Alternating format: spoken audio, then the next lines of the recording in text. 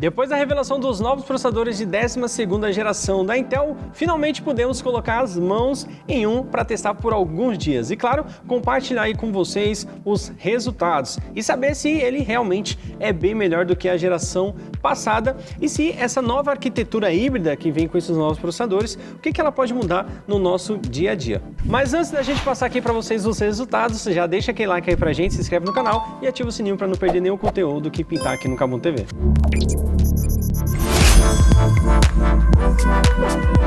A Intel inovou nessa geração trazendo a chamada arquitetura híbrida, que basicamente divide o processador em núcleos de performance e núcleos de eficiência. Os núcleos de performance, ou P-cores, são os núcleos dedicados à alta performance. Já os núcleos de eficiências, que são o E-core, são os núcleos voltados para a eficiência energética. E se você quiser saber mais detalhes sobre essa arquitetura, clica aqui nos cards que a gente fez um vídeo bem completo sobre isso. E para rodar esses testes, nós utilizamos aqui um setup que conta com a placa-mãe Asus ROG Z690 Hero. Nós fizemos um vídeo mostrando mais detalhes sobre ela, só clicar aqui no link também. Temos aí um kit Kingston Fury Beast de 32 GB com frequência de 5.200 MHz, é uma grande novidade da nova arquitetura da Intel, o suporte à memória DDR5 que alcança altas frequências, tá? E claro, o processador que aqui é o Intel Core i9-12900K. Ele conta com 16 núcleos no seu total, sendo um grupo com núcleos de performance que são 8 e mais 8 núcleos de eficiência.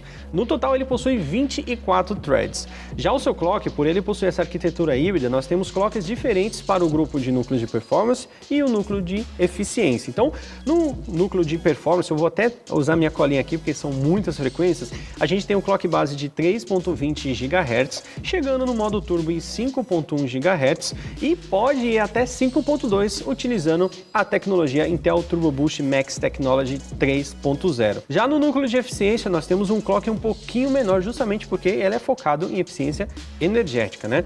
Aqui nós temos um clock base de 2.4 GHz, chegando no modo turbo em 3.9 GHz, né? Então deu para entender aí que o negócio tem frequência pra caramba, mas nos nossos testes aqui, basicamente o modo turbo é exigido o tempo inteiro, tá? Bom, cache 30 megabytes aí de cache no seu total, né? Então tem bastante memória cache aí para agilizar ainda mais as tarefas no sistema operacional. No cache L2 são 14 megabytes, né, que nós possuímos aí, e o TDP dele, né, é de 125 watts, podendo chegar em modo turbo a 241 watts, né? Então já deixa isso bem explícito aí. Agora sim, vamos para os resultados. Rodei aqui o CPU-Z na versão 1.98, que é a mais atual. Inclusive, a gente rodou na versão anterior e a pontuação ficou bem diferente. Então é necessário atualizar sim para você ter uma pontuação aí mais adequada, tá? Com o teste multithread, tivemos aí 11.390.7 pontos. Já no teste single thread, esse aqui impressionou bastante, foram 801 pontos, né? Bem mais alto do que a geração passada, que nós testamos em março, né? Nós fizemos um vídeo da 11ª geração e no teste multithread quase dobramos aqui a performance, né? Se a gente for comparar. E no teste single thread, mais 200 pontos aí em relação à geração passada, o que é bastante coisa para jogos. Sensacional, single thread bem forte. Já no teste do Cinebench R23 tivemos aí 25.986 pontos, uma diferença discrepante para os 15.000 pontos que o 11900K fez na época que nós testamos ele, né? No single thread também a diferença foi bem grande, já que nós tivemos aí 1.906 pontos, rodando aqui com 12900K, e no 11900K, naquela época tivemos ali um resultado com 1.645 pontos. Então, realmente mostrando aí que o single thread dele é extremamente forte. Rodamos aqui o Blender com o teste da BMW, né, para fazer aquele renderzinho. O 12900K foi capaz de renderizar a 1 minuto e 49 segundos, enquanto o 11900K tinha renderizado o mesmo teste a 2 minutos e 36 segundos, né? Então olha a diferença que a gente tem aí. No caso do Blender, ele utiliza todos os núcleos para fazer o render. Então, 12900K com os núcleos de performance e os núcleos de eficiência certamente tiveram grande vantagem nesse teste. Rodamos o teste de cache e memória do AIDA 64, para a gente ver qual é a largura de banda, né? Já que essas memórias novas são DDR5 e tem frequências bem altas, tá? Então, no AIDA 64 ele testa a leitura, escrita, a cópia e também a latência. Um grande diferencial das gerações passadas é a latência, que essas memórias trabalham com uma latência maior, porém o clock dela é muito maior, então acaba compensando.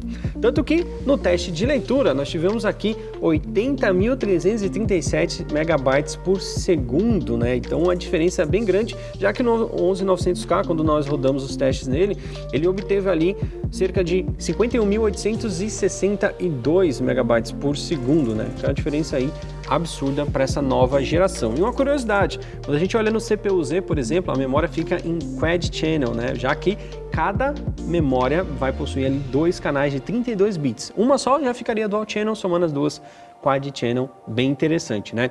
No teste de escrita tivemos aí 74.055 megabytes por segundo contra os 52.437 rodando no 11900K. No teste de cópia tivemos aí 73.476 contra 51.181. Então, nesse caso aqui, essa nova plataforma, ela obteve resultados muito melhores aí, porque a memória tem a frequência aí de 5.200 MHz. Mesmo a latência sendo 40/80, né?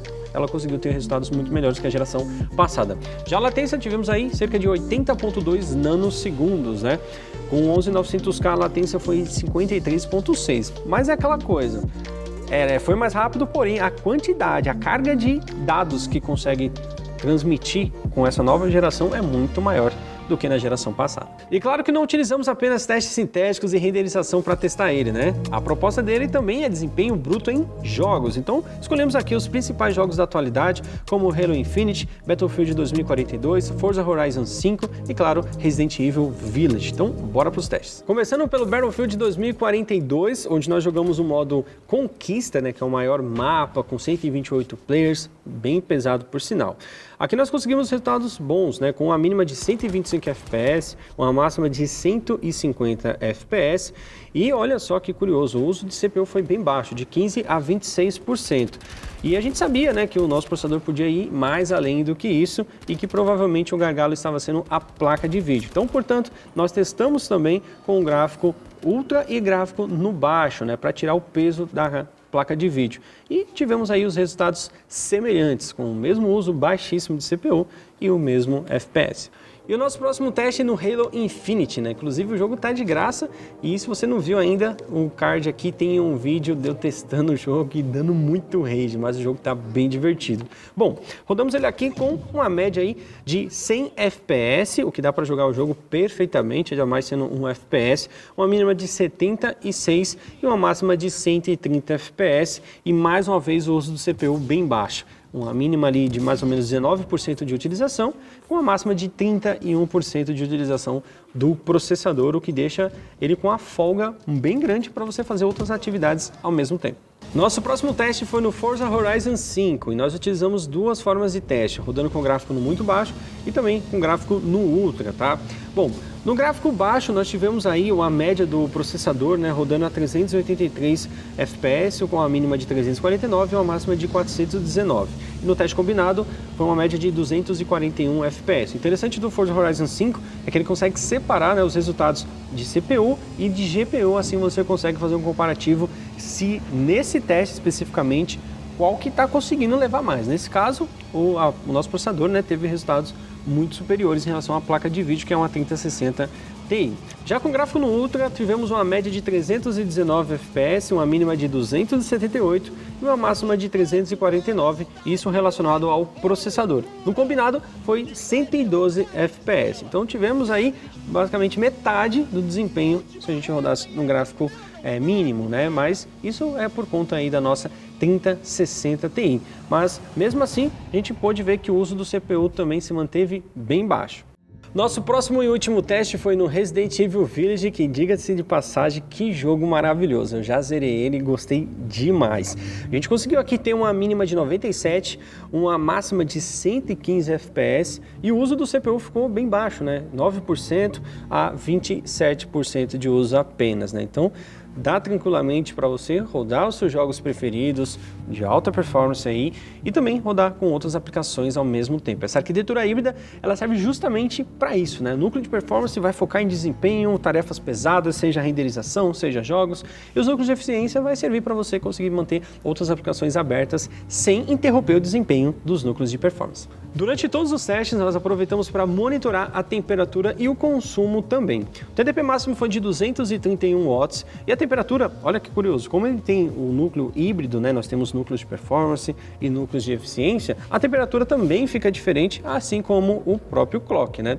Nos núcleos de performance, a temperatura mínima foi de 30 graus, né? A gente está num ambiente aqui bem quente, inclusive, e a temperatura máxima de 96 graus. O processador, ele trabalha normalmente a 5.1, durante os testes, né, por ele estar usando carga máxima, ele diminuiu ali para 4.9 GHz. Já o núcleo de eficiência, temperatura mínima também ali na casa dos 30 graus, chegou aí no máximo a 78 graus Celsius, com o clock trabalhando a 3.7, né? O clock máximo turbo dele é 3.9. E além dos resultados, provavelmente você também está curioso para saber a minha opinião, né? Eu gostei bastante de testar aqui esse novo processador da Intel. Realmente a 12ª geração traz uma grande novidade, esses núcleos híbridos, né? Tendo núcleos de performance e núcleos de eficiência, né? Deixando ainda melhor para você usufruir aí do seu setup na hora que estiver jogando, utilizar outros programas abertos ao mesmo tempo, né? Eu particularmente eu faço isso, é um programa de edição aberto, com o jogo aberto, Alt Tab, vai no navegador, mexe aqui, mexe ali, ou seja, é multiuso mesmo, né? Eu acredito que tem a melhorar muito ainda, né? Porque o sistema operacional até hoje, né, no desktop a gente não tinha nenhum outro processador com arquitetura semelhante, né? Com essa questão híbrida, núcleos mais eficientes, núcleos de performance, como que o software vai exigir, vou usar o de performance aqui, um de eficiência, então isso deva melhorar ainda mais, né? Agora com o Windows 11, com novas tecnologias e tudo mais, o desempenho deve ficar ainda melhor com o passar do tempo, né?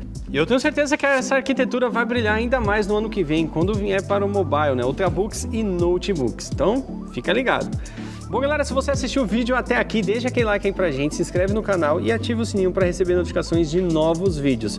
E lembrando sempre do aplicativo do Kavum para você realizar suas compras com muito mais conforto, segurança e comodidade, tudo na palma da sua mão. Eu vou ficando por aqui, um grande abraço a todos e valeu! Até a próxima!